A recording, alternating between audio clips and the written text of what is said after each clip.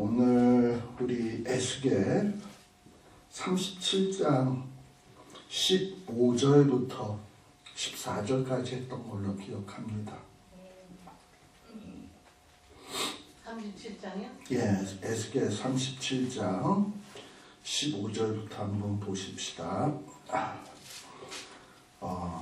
여기에 보면 막대기가 나옵니다. 15절서부터. 그래서 막대기 하나에다가 그 위에다가 유다와 그 짝 이스라엘이라.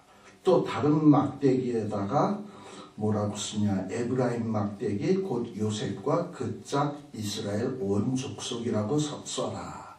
그리고 그 막대기 두 막대기가 서로 연합해서 하나가 되게 하라. 내 손에서 둘이 하나가 되리라. 뭐 이런 얘기를 하시는데요. 이게 뭔 얘기인가 라는 생각이 들 거예요. 11절에 보시게 되면 장차 이제 북이스라엘 남유다가 하나가 될 것이다 라는 어떤 이런 상징적인 모습이 예고되었습니다. 근데 지금 여기에서 막대기가 둘이 하나가 된다라는 것은 뭔가, 첫째는 그리스도와 이 백성이 그리스도의 중보로 말미암아 그리스도의 중보로 하나님과 인간이 하나 된다라는 얘기고, 그리고 그 다음에 또 하나는 뭐냐, 복음 안에서 유대인과 이방인이 하나 된다라는 거예요. 우리가 알다시피 북이스라엘과 남유다로 나뉘어졌잖아요. 근데 이 언약의 백성은 둘로 나누어졌을 때 누가 언약의 백성이 되는 거냐면 다윗의 언약을 물려받은 유다의 정통성이 있어요. 반면에 이스라엘은 거기에서 배제된 거란 말이지. 그러나 마지막 그리스도로 말미암아 하나 된다. 근데 여기 이스라엘이라는 건 곧 또 북이스라엘만 얘기하는 게 아니야. 어떻게 보면 이방인들도 믿음 안에서 다 이스라엘인 거야. 이 다윗의 언약이 있는 유다 나라와 온 이스라엘이 그리스도 안에서 이제 하나가 된다라는 것을 보여주는 말씀입니다. 자, 그래서 우리가 이제 주 안에서 이제 하나님께서 이스라엘을 회복하게 되면 이방과 그리고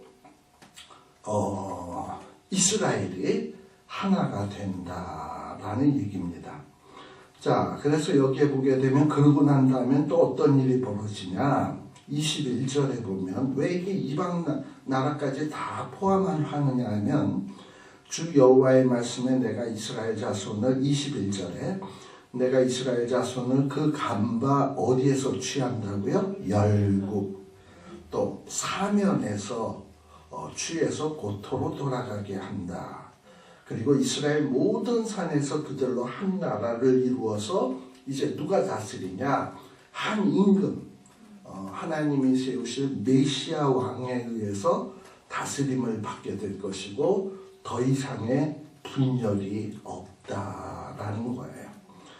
그리고 이런 나라가 이루어지게 되면 이제 그때에는 사람이 23절에 보면 더 이상 죄악으로 스스로 더럽히지 아니한다. 하나님이 정결케 해주신다. 그리고 우리는 하나님의 백성이 되고 하나님은 우리의 하나님이 된다. 이게 언제 이루어질 것을 얘기하나요? 어떻게 보면 이것이 완성되는 순간은 우리 주님의 재림으로 말미암아 이루어지겠지만, 그러나 지금 이 시대에도 주님은 역시 우리의 왕이시고 우리가 성화되어져 가면서 점차로 어떻게 되어지냐, 성화와 반비례해서 죄가 싫어져. 거룩해지는 사람은 점점 거룩해져 가면 갈수록 죄가 싫어진다 이 말이죠. 이러면서 근데 그것이 완성되는 순간은 만일에 우리 주님이 재림하시는 그날에 이루어질 거다라는 거예요. 또 그 다음에는 25절에 보면 마지막 때에는 어떻게 되냐, 하나님이 예비하신 땅이 있습니다. 내종 야곱에게 준 땅, 그 열조가 거하던 땅. 물론 이 땅은 가나안 땅이겠죠. 근데 이 가나안 땅은 사실 굉장히 적거든. 근데 열국에서 돌아온 모든 민족이 거기에서 뭐 하나님을 왕으로 섬기고 산다? 너무 좁아. 근데 요한계시록에 보면은 어떻게 됩니까? 새 하늘과 새 땅, 이걸 예비하셨거든. 네. 그래서 그곳에서 우리 주님이 왕이 되시고 우리는 그의 백성이 되고 26절에 보면 화평의 언약을 세워서 영원한 언약이 되게 하고 견고하고 번성하고 영원히 이루게 된다. 자, 이런 날이 언제 올까? 과연 올까? 뭐 이렇게 궁금하기도 하죠. 근데 이 날이 이루어지게 되면 여기 28절에 보게 되면 거기에 이제 하나님의 성소가 세워지게 되고, 그리고 이런 일이 완성되게 되면 모든 열국 백성들이 하나님을 여호와라구나, 하나님이 여호와시구나, 정말 약속한 것을 이루시는 하나님 맞구나 하게 이런 것을 모두가 다 깨닫게 된다라는 거예요. 이게 에스겔 37장 마지막 부분에 나오는 겁니다. 지금 에스겔은 계속해서 뭘 선포하냐? 지금 포로지에 있는 이스라엘 백성들이 낙심과 절망에 빠져 있는데, 야, 낙심하지 마라. 너희들이 마른 뼈 같지만 너희들 이제 강한 군대로 벌떡 일어날 거야. 뼈에 살이 덮이고 근육이 덮이고 일어나게 될 거야.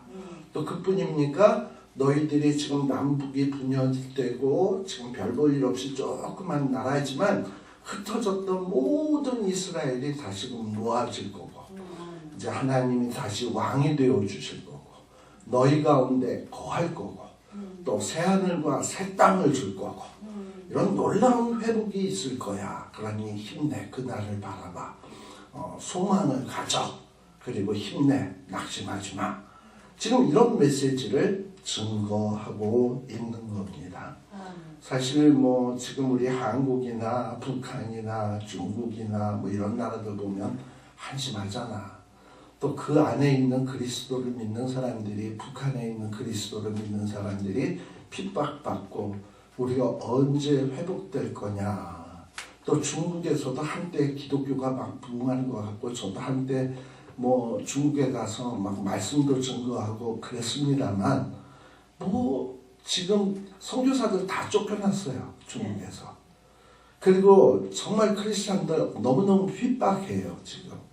그럼 이런 어떤 핍박받는 그리스도인들이 야, 이거 언제 우리는 회복될 건가 하고 낙심할 거 아닙니까? 근데 하나님은 에스겔을 통해서 이게 끝이 아니다, 놀라운 회복이 있을 것이다 라고 힘내라고 얘기해 주는 이 장이 바로 에스겔 37장이다 라는 거예요. 자, 그 다음에는 이제 에스겔서에서 굉장히 어려운 부분의 하나인 에스겔 38장, 39장의 내용이 나오게 됩니다. 우리가 에스겔 38장과 39장은 우리가 성경 어디랑 병행이 되는 곳이냐 하면 요한계시록, 우리 한번 찾아봅시다. 요한계시록 20장, 거기 한번 잠깐 한번 보고, 그리고 이 에스겔서를 같이 한번 보자고요. 요한계시록 20장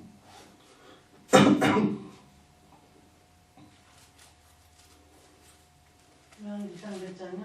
20장 1절부터요. 우리 이미 요한계시록 한 내용입니다만 자, 20장 1절에 보면 천사가 무저갱의 열쇠와 큰 쇠사슬을 손에 가지고 내려와서 누굴 잡는다? 용을 잡는다. 용이 누굽니까? 뱀이고 마귀고 사단이다. 그래서 이 사탄을 잡아서 어디다 결박하냐? 무저갱에다가 그야말로 잡아서 1000년 동안 결박을 한다라는 거예요. 자, 그래서 1,000년 동안 이 사단이 꼼짝 못하고 있다가 그러다가 그 후에 잠깐 놓이게 된다라는 거예요. 그래서 잠깐 놓여서 이 하나님의 백성들을 막 괴롭히게 되는데요.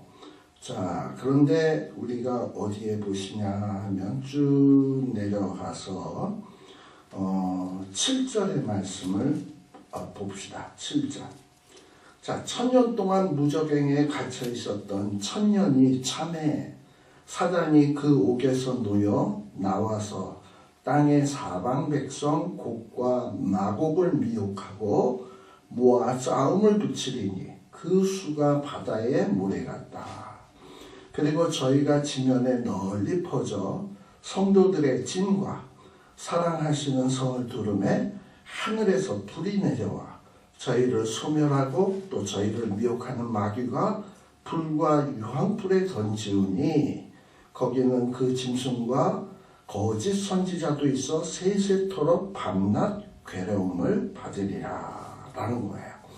자, 요게 천년왕국이 끝날 때 무적행에 갇혀있던 사단이 풀려나가지고 최후의 발악을 하는 거예요.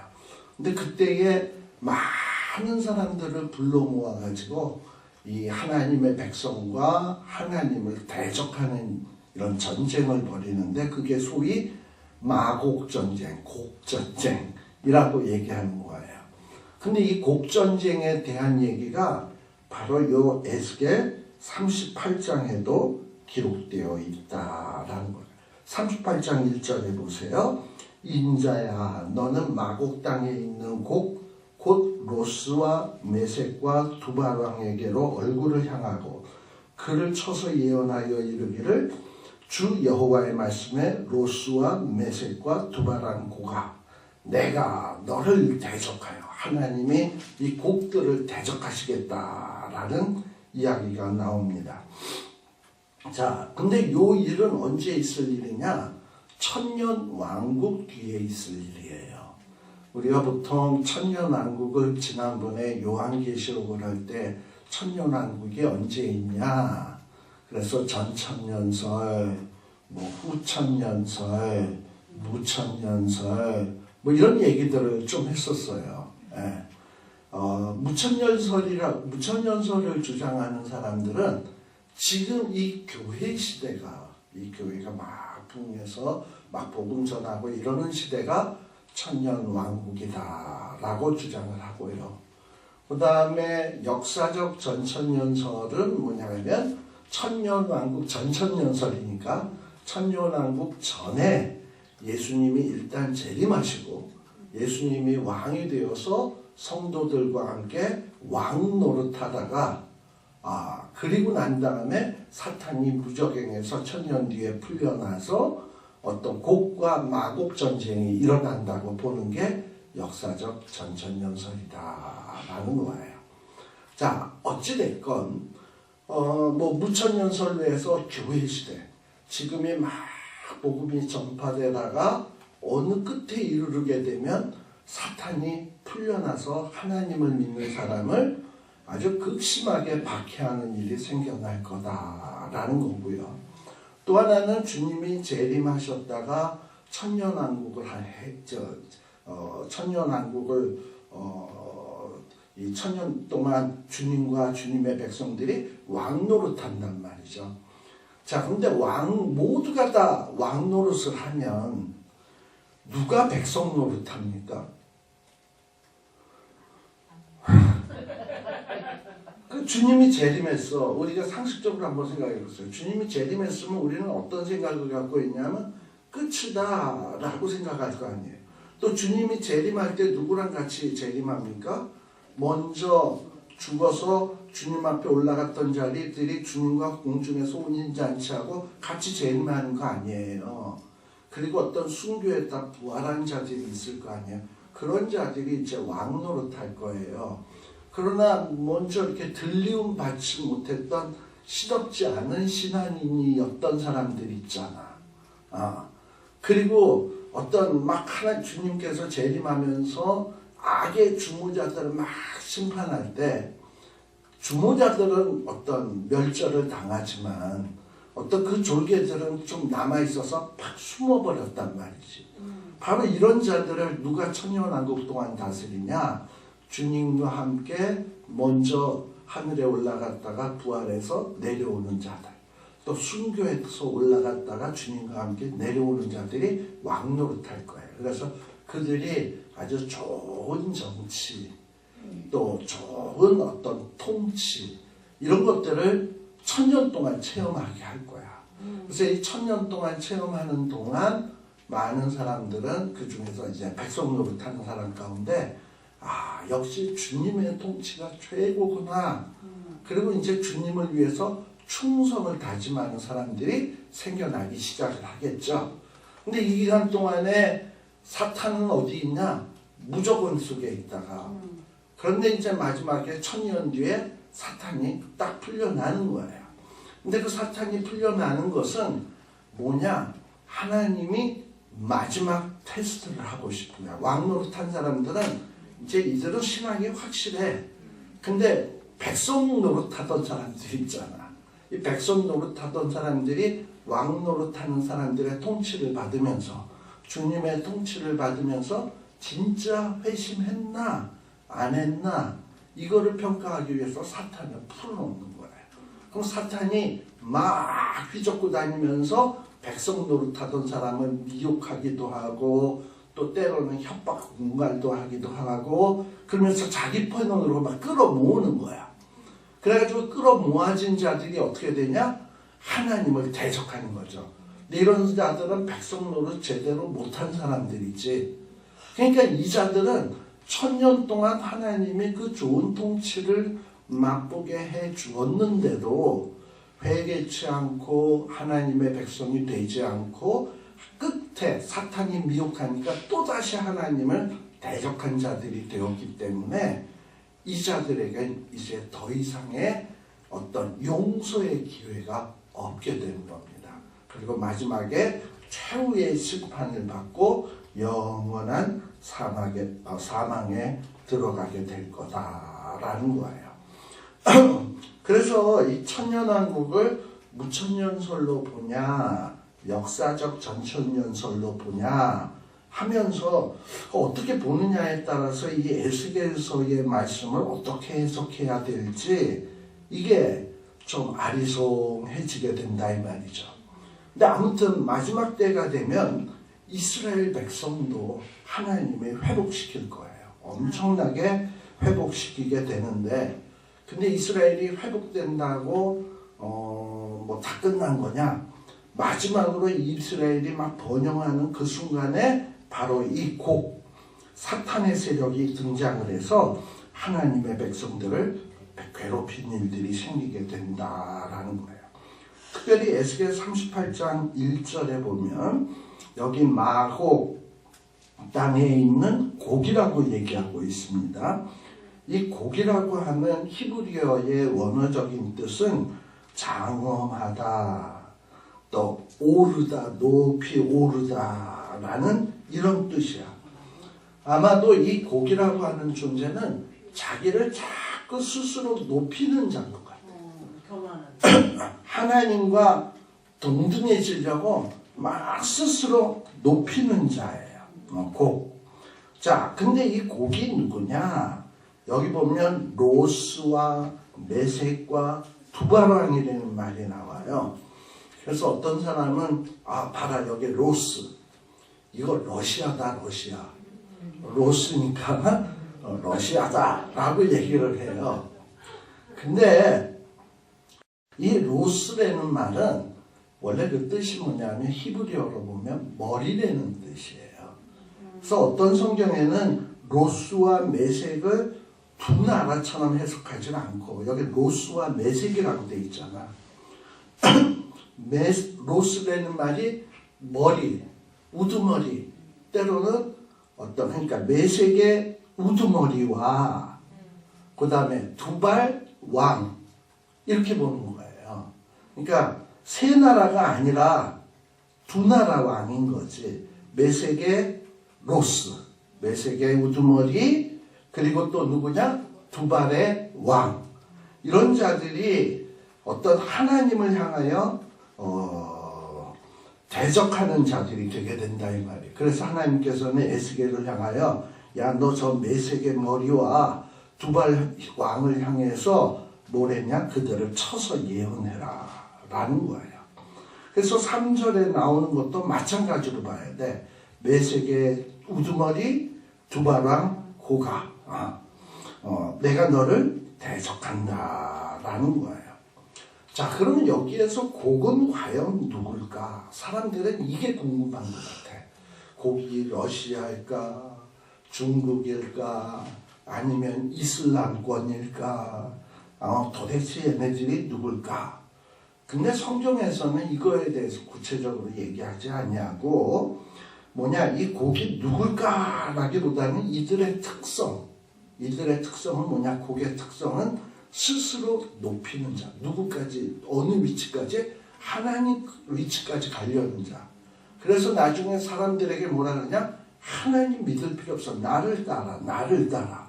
그래서 하나님을 배제하고 자기를 따르라고 하는 자들.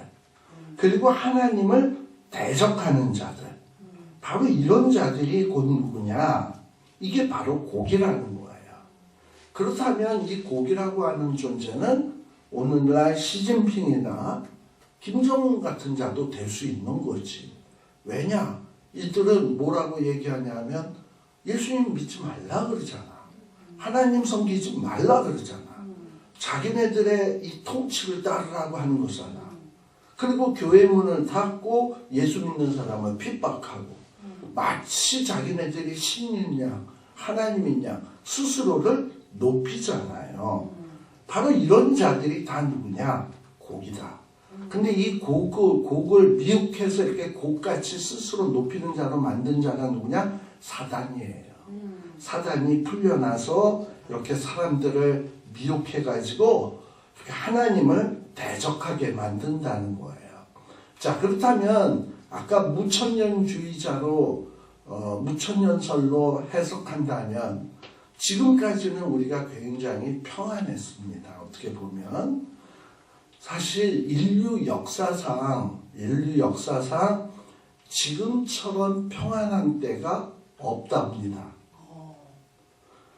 사실 보세요. 1940년대, 50년대 계속 우리 한국 같은데 1차 세계대전, 2차 세계대전, 그 다음에 한국 6.25 전쟁, 그리고 그 이전에는 러일 전쟁, 중일 전쟁, 전쟁 연속이었잖아.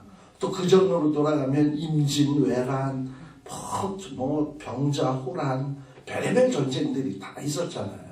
또 그게 이 유럽에도 계속 전쟁이었다고, 역사가. 그러던 것이 요즘 시대에 와서 딱 전쟁이 없어요. 그쵸, 별로. 근데 요즘 시대를 가만 보게 되면 지금 천년왕국이면 천년 동안 이렇게 얘기했잖아요. 근데 이 천년은 아니야. 지금 평안한 기간이 사실 한 100년 좀 평안할까? 물론 지금도 싸우고 있는 데 있어요. 아프가니스탄이라든지 시리아라든지 베네수엘라 같은 데도 지금 거의 내전 상태고, 물론 얼마 전에는 또 인도와 파키스탄이 또 이렇게 또 전쟁하기도 하고, 또 최근엔 또 이스라엘 사람들이 하마스 누구 또 가서 팍 죽이기도 하고, 곳곳에 분쟁과 이런 전쟁 비스무리한 게 있지만 옛날에 이런 큰 전쟁 같은 거는 없었다라는 거예요. 어느 정도 평안했어. 그리고 복음이 어쨌든 왕성하게 전파되는 때가 있었다 이 말이죠. 그래도 1000년은 안 돼. 근데 어쨌든 이렇게 복음이 전 세계로 퍼져나가서 어느 끝에쯤 되게 되면 이 복음이 퍼져나가는 게 뭐냐? 무천년주의자들은 하나님의 왕국이 확대돼 간다는 거예요. 그래서 마지막 때에 사탄이 등장하게 되면 이제 천년왕국이 끝나고 마지막 때가 왔다라고 얘기하는 거예요.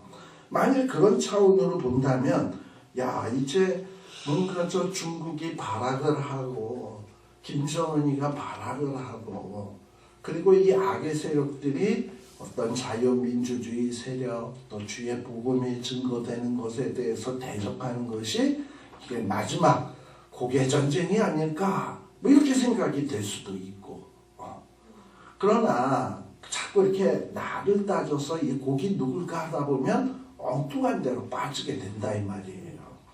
근데 여하한 이렇게 생각하시면 돼. 우리 아까 계시록 20장에서도 봤고 여기서도 봤지만 어쨌든 그리스도 하나님의 백성들을 괴롭히는 자들 그리고 하나님을 대적하는 자들은 하나님이 어떻게 하신다? 반드시 그들을 대적한다. 그래서 4절에 하나님은 그들을 어떻게 할 거냐? 참 얘기가 살벌해요. 성경이 이렇게 살벌한 데도 있어. 너희들의 아가리를 갈고리로 꿰겠다. 살벌하잖아요. 그죠? 이 악의 세력들의 아가리를 입도 아니고 아가리야 이거는 갈고리로 꿰고 또 너의 말, 기병 그리고 너의 온 군대를 끌어내서 그리고 너희와 함께 뭐 갑옷을 입고 방패와 작은 방패 뭐 칼 잡은 큰 무리 이런 자들을 어떻게 하냐? 다 끌어내겠다라는 거예요. 근데 여기에 보면 곡과 함께 이 하나님의 백성들을 침략할 나라들이 등장을 합니다. 5절에 보면 누가 나오냐? 바사가 나와요. 바사. 이 바사는 영어식으로 표현하면 페르시아예요.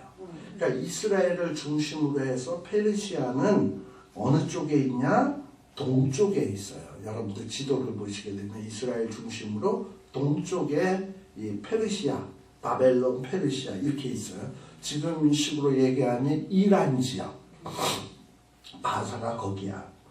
그 다음에 또 여기에 보면 또 누가 나오냐? 거기 보면 구스와 붓이 나와요. 구스와 붓은 어디냐? 여기 보면 아프리카에 이집트 밑에 이디오피아가 있거든요. 그렇죠. 이디오피아 뭐 그쪽 지역을 구스와 붓이다라고 얘기하는 거예요. 그러면 이거는 이스라엘 중심으로 어느 쪽이냐? 남쪽이야. 이스라엘의 남쪽 구스와 붓은요. 그 다음에 6절에 고멜이라는 곳이 나와요. 네. 원래 이 고멜은 어디냐? 크메르, 시메르, 킴메르라는 족속이에요. 그러니까 얘네들은 어디에 있는 쪽이냐? 이스라엘을 중심으로 해서 지중해를 쭉 건너가지고 스페인 쪽으로 가는 서쪽 지역이야. 얘네들이. 서쪽. 그 다음에 또 누가 나오냐? 도갈마라고 나오죠? 근데 이 도갈마는 앞에 뭐라고 붙어 있죠? 북쪽이다 라고 돼 있죠? 도갈마 지역이 지금 어디쯤 되냐 하면 아르메니아, 터키 이쪽 지역이 되는 거예요. 그러니까 이스라엘의 북쪽이다. 자, 그러니까 바사는 동쪽, 구스와 붓은 남쪽, 그 다음에 고멜 서쪽, 그 다음에 도갈마는 북쪽. 그러니까 이스라엘을 중심으로 동서남북 사방이 뭐다? 적이다. 이 하나님의 백성들을 마지막에 곡이 선동을 해가지고 이스라엘을 공격하는데 사방에 동서남북의 사방에서 동원해가지고 이스라엘을 괴롭힐 거다라는 거예요. 또 여러분들 이게 방향으로 봐도 사방이지만 여기 보면 고멜 아까 이게 서쪽이라 그랬죠. 도갈마 얘네들은 터키 쪽이라 그랬죠. 얘네들이 그 노아의 아들들로 보면 얘네들은 누구의 혈통이냐? 야벳의 혈통이야. 야벳. 네, 고멜과 도갈마. 그 다음에 구스와 붓은 아프리카에 있다 그랬잖아. 남쪽에. 얘네들은 인종적으로 보면 노아의 세 아들 가운데 누구 후손이냐?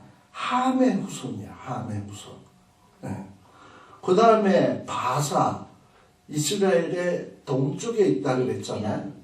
얘네들은 이란, 셈족 후손이야. 어디요? 셈족, 셈함 야벳 할 때 셈족. 자, 그러니 이 얘기가 무슨 얘기냐? 이 세상에 있는 사방에서 이 세상에 있는 모든 종족이 누구를 핍박한다?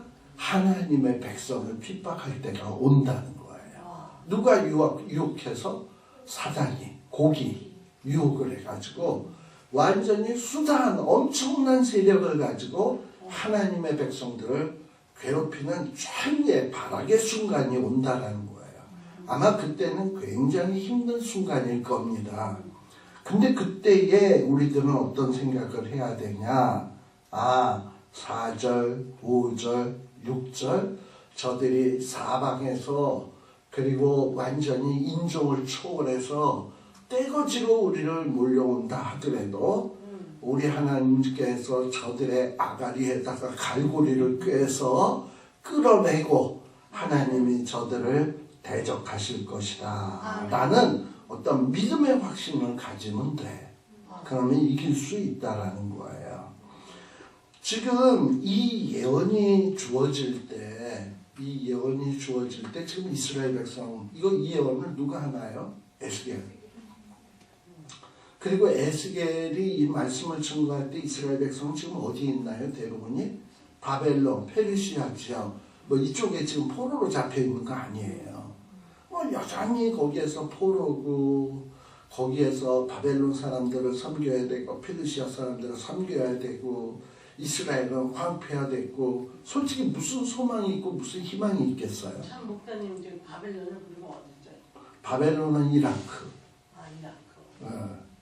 이라크. 무슨 소망이 있겠어요? 그러니 이런 에스겔이 마른 뼈가 일어나서 군대가 된다? 이게 도무지 상상이 안 됐을 거란 말이지. 그런데 지금 하나님은 에스겔을 통해서 뭐라고 얘기하냐? 너희들을 대적하는 자들을 가만두지 않겠다라는 거예요. 7절에 보세요. 이 곡에게 뭐라고 얘기하냐? 곡아, 네가 나를 대적해? 그래, 준비해.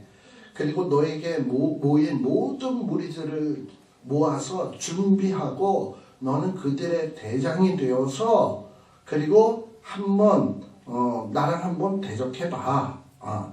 자, 그런데 여기 보면 8절에 보면 여러 날 후 말년에 내가 명령을 받고 어디에 오게 된다? 이스라엘 산에 오게 된다. 그러니까 지금 이 곡이 움직이는 것도 결국은 누구에 의해서 사실 움직여지는 건가요? 여기 보면 이 곡은 누구에게 명령을 받았을까? 그렇잖아요. 여기서 7절, 8절에 나오는 너는 다 곡인데요. 마지막 때에 누구의 명령을 받는다? 하나님. 그 명령이 도대체 뭘까? 7절. 야, 너희들 나랑 싸울 준비해. 그리고 너희 쫄병들 곡과 함께 다 준비해. 그리고 너는 대장이 돼서 나에게 덤벼. 하나님이 명령을 내린 거예요. 그러면 이 곡이 그래 덤비겠다 하고 와 하고 달려드는 거야 하나님에게. 자, 그럴 때 이 하나님이 이스라엘 산에 막 떼거지로 몰려오는 이 이스라엘 곡의 군대들을 어떻게 하냐? 박살을 내는데요. 이때까지 이스라엘은 어떠했냐? 이스라엘 백성은 세계 각처에 흩어져서 얼마나 힘들게 살았습니까? 근데 이스라엘도 모여들기 시작을 했단 말이지. 그리고 모여들어서 평안하게 살고 있었다 이 말이지. 근데 또다시 이스라엘 백성들을 괴롭히기 위해서 세계 곳곳에서 떼거지로 올라온다 이 말이에요. 근데 저는 여기에서 이 이스라엘을 공격하는 것을 민족 지금 이스라엘 나라를 공격하는 거를 보고 싶지 않아. 이 이스라엘은 누구냐면 영적 이스라엘이야. 하나님의 백성들을 떼거지로 사방에서 모든 민족이 공격하는 때가 있다라는 거예요. 그러고선 이들이 막 쳐들어와서 12절 겁탈하고 노략하고 가져 못된 짓을 다 한다라는 거예요. 자, 근데 이때에 하나님께서 어떻게 하시냐? 너희들이 막강한 군대로 온다 할지라도 어떻게 하냐? 16절 봅시다. 구름이 땅에 덮인 같이 너희들이 내 백성 이스라엘을 치러 올 거다. 그러나 고가, 사탄의 세력이죠. 사탄이죠. 끝날에 내가 너를 이끌어다가 내 땅을 치게 하리니, 하나님이 나랑 한번 싸우려면 싸워봐 해가지고 이스라엘로 쳐들어오게 한다 그랬어요. 그러나 그때에 하나님이 어떻게 하냐, 이 사탄을 때려 부심으로 말미암아 모든 이방 사람 목전에서 하나님의 거룩함을 나타낼 것이고, 그리고 모든 사람들이 야, 역시 하나님이시구나 하면서 하나님에 대해서 제대로 알게 되는 역사가 나타나게 된다라는 거예요.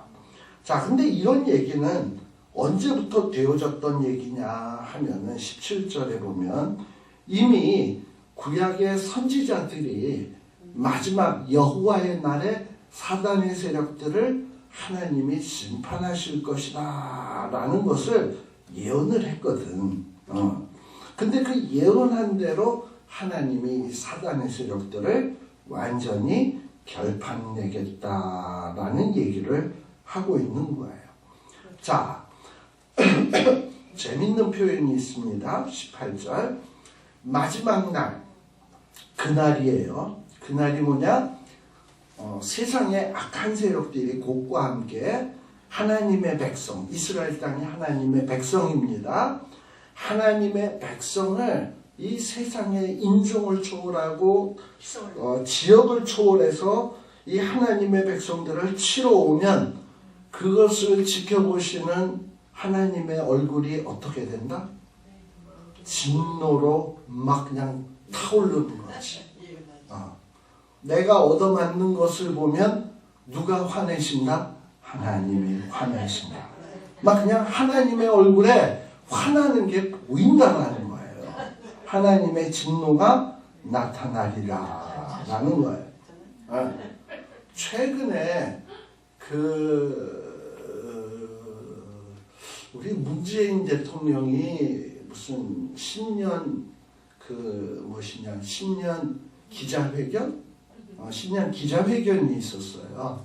그랬는데 어느 여자 기자가 지금 뭐 나라가 참 어렵고 힘든데, 그런데 지금 경제 정책이 잘못되었는데 그걸 좀 이제 고치셔야 되는데 이걸 안 고치시고 계속해서 나가시는 그 자신감은 어디서 나오는 겁니까? 하고 물어봤어요. 어느 기자가, 여자 기자가. 그랬더니 그때의 문재인 대통령의 얼굴이 막 화가 나가지고 이렇게 된 게 사진에 딱 찍혔어. 그러니까는 노가 얼굴에 나타나리라 라는 이 얘기. 그래서 하나님의 백성이 어떤 이런 사탄의 세력이나 악의 세력에게 막 핍박을 받게 되면, 제가 보면 그때 문재인 대통령의 얼굴보다 하나님의 얼굴이 더 무시무시하게 막 이렇게 나타나지 않을까. 저것들 봐라 이러면서 이렇게 나올 것 같아. 그리고 19절에 보면 하나님이 뭘 투기를 하시고 맹렬한 노를 바라실 거예요. 그러면 그날에 어떤 일이 벌어지냐? 큰 지진이 이스라엘 땅에서 일어나게 된다. 요거는 어디에서 나오냐 하면 여러분들 스가랴서 14장에 보게 되면 여호와의 발이 딱 서게 되면, 감람산에 서게 되면 땅이 쫙 갈라진대요. 근데 어떻게 갈라지냐? 스가랴서 14장 1절에서부터 나오는 내용이에요. 근데 여호와의 발이 감람산에 딱 서게 되면 예루살렘에서부터 아셀 지역까지 골짜기가 생긴대. 땅이 갈라져서. 근데 예루살렘에서부터 골짜기 아셀까지의 그 거리가 얼마나 되냐 하면 100km 정도 돼요. 그러니까 100km 정도가 땅이 막 갈라지는 거예요. 여러분 상상이 가세요. 100km면 1시간 동안 차를 몰고 가야 되는데 그것도 100km로. 근데 그 지역이 갈라져가지고 골짜기가 된다면 이게 얼마나 엄청난 지진가를 상상할 수 있나요? 네. 그래가지고 그렇게 해서 땅이 갈라지게 되면 사람들이 막 도망치는 일들이 생겨지게 되는데 바로 요 스가랴서 14장에 나오는 얘기와 여기 에스겔에서 요 지금 38장 17절에 나오는 얘기와 요 18절에 나오는 얘기와 비슷해요. 18, 19절에 보면 큰 지진이 이스라엘 땅에 일어나서 바다의 고기, 공중의 새, 들의 짐승, 땅에 기는 심지어 모든 벌레, 지면에 있는 모든 사람이 하나님 앞에서 부들부들 떤다. 그러니까 이 땅에 사는 모든 피조물들이 하나님 앞에서 덜덜덜덜 떨고 산이 무너지고 절벽이 떨어지고 성벽이 땅에 무너진다. 그리고서는 하나님이 이 악의 존재들을 칠 칼을 부르리니 그 칼로서 치겠다는 거예요. 또 칼로만 치냐? 22절 또 온역, 피, 폭우, 우박덩이, 불, 유황 이런 것들을 비 내리듯 해서 하나님이 이 악의 세력들에 대해서 최후의 심판을 하겠다라는 거예요. 이런 일이 이루어질 때 사람들은 어떻게 되냐? 그때 가서 야 하나님이 여호와시구나. 근데 그때 회개치 않고 하나님이 여호와시구나 알게 되면 이건 버스가 떠난 거예요. 그때 늦은 거예요. 그러니까 우리는 어떤 마음을 가져야 되냐? 하나님이 마지막 때에 악의 세력 심판해. 따라서 내가 지금 악의 세력들에게 조금 고난당한다고 해서 타협하거나 또는 자포자기하거나 또 때로는 하나님을 배반하고 그들의 편이 되거나 절대 그래서는 안 된다는 거예요. 나를 괴롭히는 자는 하나님이 반드시 그들의 대적이 되어주신다라는 이런 생각을 가지고 지금 힘들어도 믿음으로 이기라는 거야. 견디라는 거야. 그래서 우리 하나님께서 호세아서에서도 나옵니다만 하나님의 백성들이 하나님을 제대로 못 섬기니까 정신 차리라고 거친들로 데리고 가요. 그러나 거친들로 데려가서 훈련 좀 시킨 다음에 내버려 두는 게 아니라 거기에서 말씀으로 위로하시고요. 지금 에스겔의 말씀같이 너희들 이게 끝이 아니야. 너희에게 소망이 있어. 너희들은 마른 뼈 같지만 군대가 될 거야. 말씀으로 위로하시고 또 하나님의 백성을 괴롭히는 자 하나님이 가만 안 둬. 그들의 대적이 되어주실 거야. 그리고 그들은 뭐 불과 유황과 칼과 그야말로 모든 무시무시한 것들로 하나님이 퍼부을 거야. 그리고 그들을 진멸시킬 거야. 그러니 너희들이 그날을 기억하고 비록 힘들더라도 견디라는 거예요. 소망 중에 믿음 지키고 승리하라는 거예요. 그래서 그 승리하는 그날 믿음 지켜서 하나님께서 모든 것을 다 평정하시는 그날 야 역시 하나님이 여호와 맞네. 이런 것이 이루어지게 된다라는 겁니다. 여기까지 하고 39장은 잠시 쉬었다 하도록 하겠습니다. 자, 에스겔 39장입니다. 자, 이 에스겔 39장에 나오는 이야기는 우리 아까 에스겔 38장 17절 이하에 나오는 그 곡에 대해서 하나님이 어떻게 심판할 것인가, 할 것인가 하는 내용을 좀 더 구체적이고 생동감 있게 묘사하는 거예요. 그러니까 38장의 내용이나 39장의 내용은 같은 거다. 39장은 좀 더 구체적으로 세밀하게 설명해 주는 거다라고 생각을 합니다.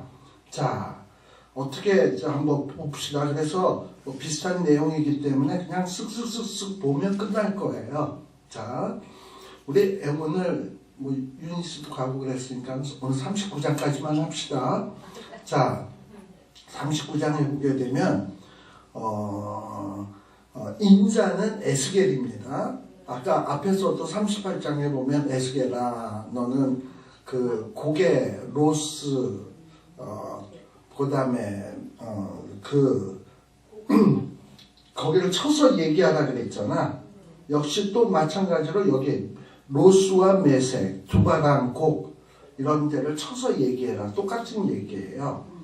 자, 그러고서는 2절, 3절도 똑같은 내용이에요. 네가 돌이켜서 여러 민족들을 이끌고 북방에서부터 나와서 이스라엘을 쳐들어오게 되면 하나님은 어떻게 하시겠다? 너의 활을 쳐서 내 왼손에서 떨어뜨리겠다. 그 다음에 내 살을, 여기서 말하는 살은 살찔 때 쓰는 살이 아니고 화살. 그러니까 활이 떨어지고 화살이 떨어지면 뭡니까? 무방비지 뭐. 그래서 하나님이 원수들의 활을 꺾을 것이다 라는 얘기를 시편 같은 데도 많이 언급을 하거든. 그게 이루어지는 거예요. 또 이렇게 이 곡과 그의 군대들을 몰살시켜서 어떻게 할 거냐. 4절에 보니까 어떤 이 살들, 특별히 맹금류, 뭐 독수리, 까마귀 얘네들, 그 다음에 들짐승, 뭐 하이에나 뭐 이런 애들 있잖아요. 시체 뜯어먹는 이런 것들에게 먹잇감으로 주겠다라는 거예요.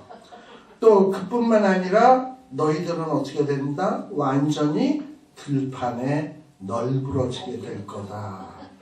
그리고 뿐만 아니라 거기에 보면 하나님께서 불을 이 마곡과 연합한 자들의 사는 지역에다가 뭘 내린다? 불을 내리겠다. 아까 뭐 우박도 내린다 그랬는데요. 이렇게 해서 하나님이 무시무시한 심판을 내리게 되면 그들이 뭘 깨닫게 된다? 나를 여호와인 줄 알리라 라는 거예요. 그리고 또 그뿐입니까? 7절에 보시게 되면 또 뭐라고 얘기하냐. 하나님이 이렇게 하시는 이유는 뭐냐. 우리 지난번에도 얘기했습니다만 하나님의 이름 때문이에요. 하나님의 이름 때문이라니까 하나님은 자기 이름을 극진히도 아끼는구나. 뭐 우리가 어떻게 되냐 이거보다도 하나님의 이름을 아껴서 구원하시나 보다 이렇게 생각하는데 하나님의 이름 때문에 우리가 구원받는다는 걸 고맙게 생각을 해야 돼요. 왜냐? 구원의 근거가 나의 행동이나 나의 어떤 공적에 의해서 구원을 받는다고 한다면 우리 가운데서 구원 얻을 자가 없어. 근데 하나님의 이름 때문에 구원받는다 그러면 우리도 구원받을 수 있는 거예요. 왜냐? 하나님의 이름은 어떤 우리 모세가 바위 속에 있을 때 하나님이 지나가면서 그 이름이 반포되는데 그 반포될 때 이름이 뭐냐? 하나님은 자비로우시고 은혜로우시고 긍휼이 풍성하시며 뭐 이렇게서 나오거든요. 노하기를 더디하시며 이런 하나님의 이름이기 때문에 우리가 구원받을 수 있는 거다 이 말이에요. 그래서 하나님의 이름이 영광스럽게 되어질 거예요. 그리고 8절에 이런 날은 반드시 온다라는 겁니다. 세상 사람들이 심판 그딴 거 어딨냐? 아무리 빡빡 뭐 소리 지르고 우겨도 심판 날은 옵니다. 그래서 그날이 오게 되면 사람들이 뭐라 그러냐? 야, 하나님이 말한 그날이 이 날이구나 라는 것을 다 이구동성으로 얘기하게 될 거예요. 그리고 적들을 하도 많이 엎드려 가지고 어떻게 되느냐? 이 병기를 가지고 불을 피운대. 창, 뭐 이런 것들을 가지고 창에 보면 이 손잡이 있는 데는 나무로 돼 있잖아요. 뭐 이런 거를 가지고 불을 피워서 어떻게 몇 년 동안에 불을 피우냐? 7년 동안이나 불을 피운다. 그러니까 7년 동안 다른 땔감이 필요 없어. 그래서 이 병기로 불을 떼기 때문에 땔감을 얻으러 다닐 필요가 없어. 벌목할 필요가 없어. 이 정도로 적들의 모든 무기를 초토화시키겠다. 또 11절에 보면 이 악의 세력 곡을 위해서 어떻게 하냐? 골짜기를 그들의 무덤으로 만들겠다라는 거예요. 그래서 골짜기에 하도 시체로 쌓여서 통행하던 길이 막히게 된다라는 거예요. 그리고 그 골짜기의 이름을 뭐라고 얘기하냐? 하몬곡 골짜기다. 그리고 하도 시체가 많으니까 얼마 동안 장사한다? 7달 동안 그들을 장사한다. 그래서 그 땅을 정결케 하겠다라는 거예요. 자, 그리고 또 거기에 보면 14절 15절에 보게 되면 그들이 사람을 택하여 그 땅에 순행하여 장사할 사람으로 더불어 지면에 남아있는 시체를 장사하여 그 땅을 정결케 할 거다. 그러면서 또 여기 7달 후에 그들이 살펴보되 순행하던 자가 그 땅으로 통항하다가 그 사람들의 뼈를 보면 그 곁에 표를 세워 장사하는 자로 와서 하몬곳 골짜기에 장사하게 할 거다. 성의 이름도 하모나라 하리라. 여기 뭐 하몬곡, 하모나 이런 말이 있죠. 이건 뭐냐 하면 많은 물이 아주 요란스럽다라는 뜻이에요. 그러니까 막 시체들이 죽어나가 많은 무리가 시체로 죽어나가게 되고 소란스럽게 된다는 거야. 이렇게 완전히 그야말로 시체로 초토화된다. 또 17절 이하에 보게 되면 하나님이 각종 짐승들에게 뭐라 그러냐? 야, 너희들 다 모여. 너희를 위해서 unlimited 무제한 뷔페 마련했으니까, 잔치 뷔페 마련했으니까 마음껏 먹어라. 그래가지고 시체 뜯어 먹는 고기들이 이게 웬 떡이냐 하고 와가지고 모두가 그냥 신나게 뜯어 먹게 된다는 거예요. 17절, 18절, 용사 고기도 먹어라, 왕들 피도 먹어라, 메뉴도 다양해. 이런 것들을 마치 바산의 살찐 짐승, 수양이나 어린 양이나 염소나 숫숭아지 먹듯 해라. 배불리 먹고 취하도록 마셔라. 19절. 그쵸? 그리고 20절에도 배불리 먹어라. 말고기, 기병고기, 용사고기, 군사고기 마음대로 먹어라 라는 거예요. 그니 이런 어떤 악의 세력들이 하나님의 백성들을 핍박할 때는 기고만장하고 자기네들이 승리자 같고 하나님의 백성들은 핍박당하는 불쌍한 사람 같지만 이게 끝이 아니에요. 이게 완전히 뒤집어지는 순간이 오는 거야. 그들이 얼마나 비참하게 최후를 맞이하게 될 것인가 하는 것을 이 에스겔서에 아주 생생하게 보여주게 되는 겁니다. 그래서 결국은 하나님이 최후의 승자야. 22절에 보면 뭐라 그럽니까? 그날 이후에 모든 이스라엘 족속은 하나님을 자기들의 하나님인 줄 알 거고, 그래서 하나님이심이 분명히 드러나게 되는 거예요. 그러면 여태까지 왜 이스라엘 백성들은 약소국으로 이 나라 저 나라들한테 두들겨 맞았냐? 다른 이유 아니에요. 23절. 이스라엘 백성들은 원래 복의 근원으로 살 수 있었던 사람들인데 죄를 져서 그래.